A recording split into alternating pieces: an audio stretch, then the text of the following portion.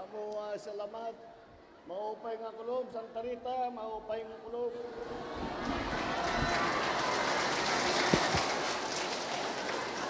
Andito lang po kami. Sinama ko po ang ating iba't ibang cabinet secretary. Andito rin po ang ating mga liderato sa local government. At kami po, ay ito yung aming pong ginagawa. Hindi lamang dito sa inyo, hindi lang dito sa Samar, kung hindi sa iba't ibang lugar sa buong Pilipinas. At ganyan po ang aming ginagawa pagka maglalagay kami ng job fair, meron medical mission. Yung job fair po, para yan, yung pinakamahirap na gawin ay ang mag-match ng trabaho. Ibig sabihin, bagay yung trabaho doon sa training ng aplikante. Kaya naman, nagpapasalamat tayo sa ating mga employer. Nandito na silang lahat at sila'y tumutulong sa atin. At sila po ay naghahanap ng manggagawa. Hindi lamang dito sa Pilipinas, pati na sa mga iba't ibang trabaho sa abroad. Para po, ay kung kakayanin po, ay yan po ang kailangan natin gawin para mabigyan ng pagkakataon ang ating mga kababayan na mapaganda naman ng kanilang mga buhay at ang buhay ng kanilang mga pamilya. At nandyan din po ang Kadiwa, ang Kadiwa Center, Kadiwa ng Pangulo. At yan po ang aming pamamagitan. That is the way na makapagbigay kami, makapagbigay doon sa mga lalo na sa lahat ng pinakanangangailangan. At kailangan na pinakanangangailangan ay mabigyan ng kaunting ginawa dahil may mas mura na bilihin. Meron na tayo, ang bigas po sa Kadiwa ay 29 pesos na lang. Pababa na rin po na pababa. After, habang tatagal ang panahon po, ang Kadiwa, hindi lamang sa mga mahihirap, kung hindi gagawin na natin Kadiwa for all. Ibig sabihin, kung ano yung presyo dati sa Kadiwa, yan na rin ang gagawin natin presyo.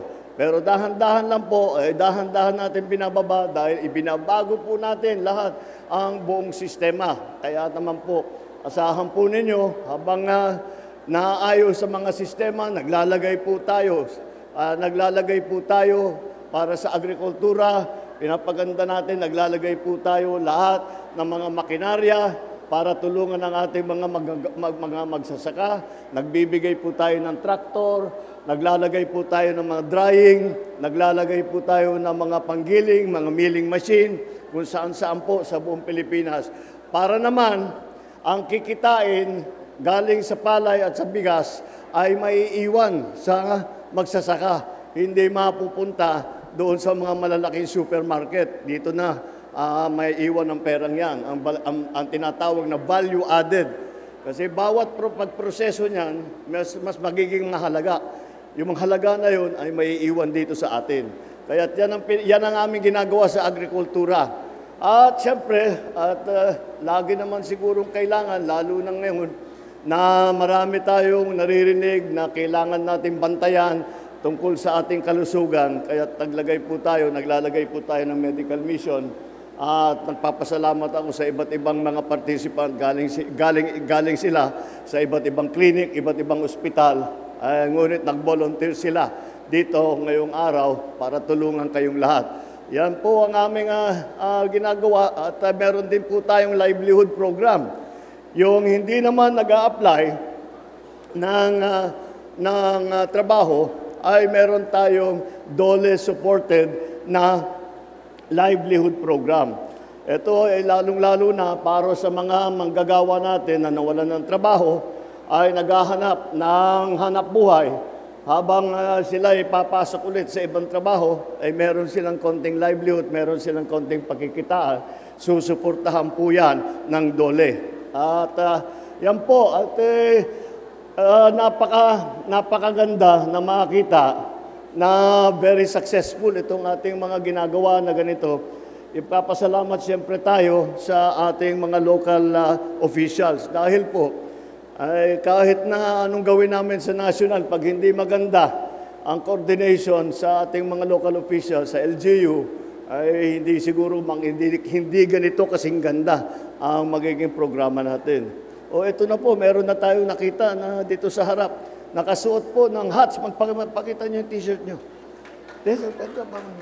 O yan. Ang ibig sabihin ng hats, hired on the spot.